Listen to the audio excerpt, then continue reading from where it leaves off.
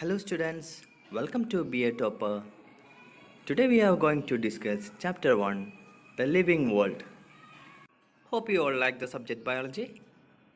Are you ready to get started? So let's start. We can start with what's biology. എന്താണ് biology എന്നതിൽ നിന്ന് തന്നെ നമുക്ക് തുടങ്ങാം. The word biology is derived from two Greek words, bios meaning life and logos meaning study. So biology is defined as the science of life and living organisms. BIOS എന്നും logos എന്നും നിന്നുള്ള രണ്ട് Greek വാക്കുകളിൽ നിന്നാണ് biology എന്ന വാക്കുണ്ടായത്. അതിൻ്റെ meaning എന്താണ്? BIOS എന്ന് പറഞ്ഞാൽ ലൈഫും ലോഗസ് എന്ന് പറഞ്ഞാൽ സ്റ്റഡിയും എന്നാണ് അർത്ഥം. സോ ബയോളജി എന്താണ്? Biology can be defined as the science of life and living organisms. Clear? Then what's living? Living can be something that is alive, something that can grow, move, reproduce and respire and carry out various cellular activities. ജീവികൾ എന്തെല്ലാം ചെയ്യും പൊതുവെ? They can grow, move, reproduce, respire and carry out various cellular activities. Now we can see what are the characteristics of life. First and foremost character of life is growth. Growth is the increase in size and mass of that organism. Growth എന്ന് പറഞ്ഞാൽ ഒരു ഓർഗാനിസത്തിൻ്റെ സൈസിലും മാസിലും ഉള്ള അതിൻ്റെ ഇൻക്രീസിനെയാണ് growth എന്ന് പറയുന്നത്. ഇവിടെ രണ്ട് ചിത്രങ്ങൾ താഴെ കൊടുത്തിട്ടുണ്ട്. You can see from the picture ഒരു ടൈനി സീഡിൽ നിന്ന് ഒരു പ്ലാന്റ് ഉണ്ടാകുന്നു. One small baby to an old man. So here we can see there is a gradual increase in size as well as mass of that organism. അതിനെയാണ് നമ്മൾ growth എന്ന് പറയുന്നത്.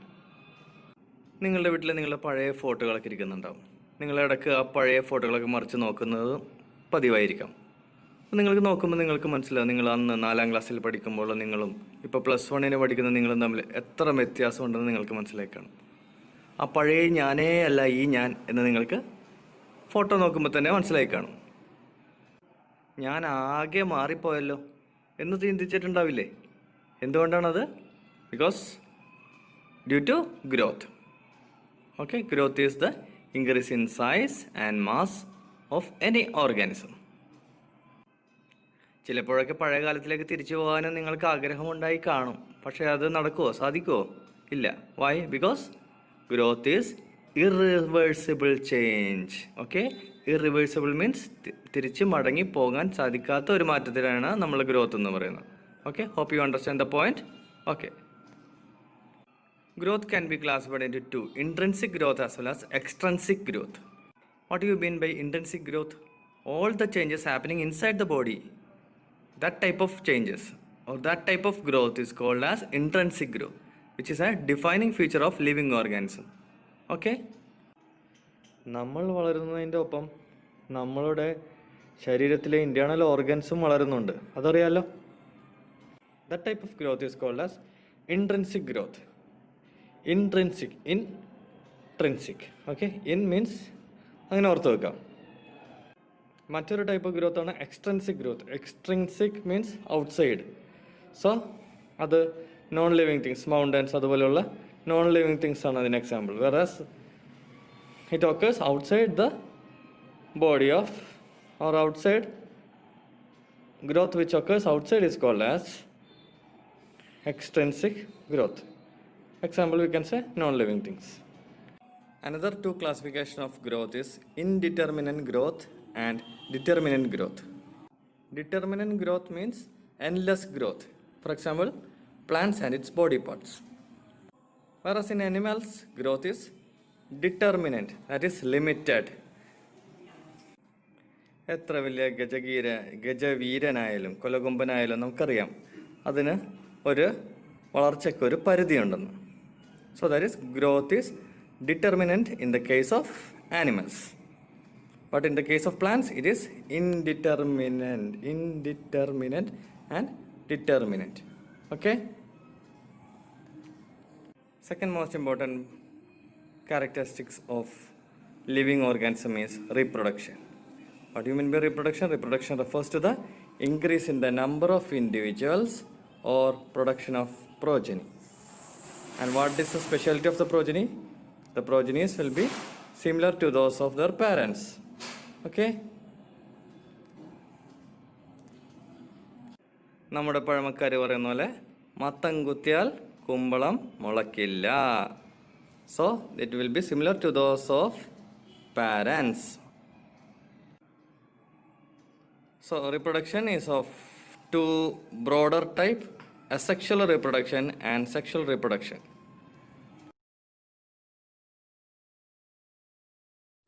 First we can see asexual reproduction. Asexual reproduction is a type of reproduction that does not involve fusion of gametes or change in the number of chromosomes. So the offsprings that arise by asexual reproduction is genetically identical to the parent because the offsprings are called clones. What they are called? They are called clones. Example, binary fission, budding, vegetative reproduction, fragmentation, sporogenesis, etc. So, asexual reproduction in the case, gametes in the formation of fusion or chromosome number change undagunnilla. Adayinal offsprings engane undavum? Offsprings will be genetically identical to that of the parents. Those offsprings are called as clones. Genetically identical offsprings are called as clones. Sexual reproduction is a type of reproduction that involves fusion of gametes, fertilization, and meiosis. So, sexual reproduction case fusion of gametes, that is called fertilization, which is followed by meiosis. So, sexual reproduction allows the genetic information of two parents to recombine to form a new individual. Third characteristics of living organism is metabolism. The term metabolism is also derived from a Greek word metabol, which means change. What do you mean by metabolism? It is a sum total of all the chemical reactions occurring in the body of a living organism. ഒരു ജീവിയുടെ ശരീരത്തിൽ നടന്നുകൊണ്ടിരിക്കുന്ന എല്ലാ chemical റിയാക്ഷനെയും totally പറയുന്ന പേരാണ് metabolism. So metabolism is of two types, anabolism as well as catabolism. There are two types of metabolism, anabolic reactions as well as catabolic reactions. First, let's see anabolism. Anabolism is the process of building up of molecules required for the functioning of body. It requires energy. Production of cell components such as proteins, carbohydrates, lipids, etc. Catabolism, in the other turn, it is the breaking down of big complex molecule into smaller, easier absorbable molecules with the release of energy. Here, energy is released as a result of catabolic reaction, where the bigger molecules are broken down into small components or small molecules with the release of energy. Example, citric acid cycle, glycolysis, lipolysis, etc. So what we have seen, metabolism consists of two types of reactions, anabolic as well as catabolic reactions, which are opposite type of reactions. Anabolismത്തിൽ എന്താ സംഭവിക്കുന്നത്? It is A building up of molecules ആണ്. Building up reactions ആണ് അനബോളിസത്തിൽ സംഭവിക്കുന്നത്. So the requires energy, addition of energy. We can see in the reaction here, there is an addition of energy to form bigger molecules such as proteins, lipids, carbohydrates, etc. Catabolic Reaction എന്താണ്? It is the breaking down of bigger complex molecules into smaller molecules, like these smaller molecules, with the release of energy. Like example, citric acid cycle, glycolysis, lipolysis, etc. Clear ആയല്ലോ? The next, cellular organization of the body. This is the fourth important characteristics of a living organism. We all know that cell is the basic structural and functional unit of any living organism. And the components of the cell and the arrangements of these individual parts within the cell form cellular organization. Here we can see plant cell as well as animal cell. Whichever may be the cell, either it is a plant cell or an animal cell, it shows different levels of organization. Starting with cell to the organism.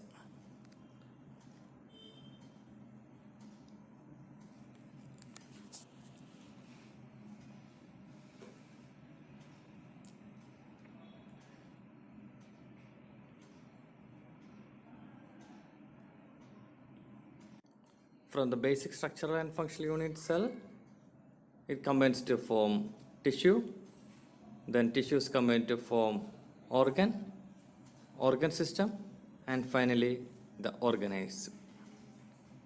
These are the level of organization in an organism. So basic structural and functional unit ആയ സെല്ലുകൾ കൂടിച്ചേർന്ന് ഒരുപോലെയുള്ള സെല്ലുകൾ കൂടിച്ചേർന്ന് tissue ആകുന്നു, അത് organ ആകുന്നു, പിന്നീട് അതെല്ലാം കൂടിച്ചേർന്ന് ഓർഗൻ സിസ്റ്റം ഉണ്ടാകുന്നു, ഫൈനലി ഒരു ഓർഗാനിസമായി മാറുന്നു. സോ ഇതിനെയാണ് നമ്മൾ ലെവൽ ഓഫ് ഓർഗനൈസേഷൻ എന്ന് പറയുന്നത്.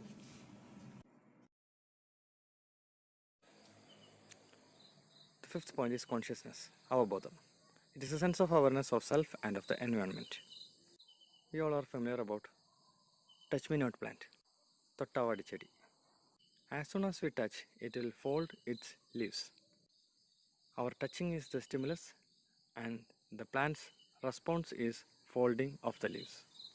Likewise, all the living organisms has the ability to sense their surroundings or environment and respond to these environmental stimuli, which could be physical, chemical or biological. Sweating, shivering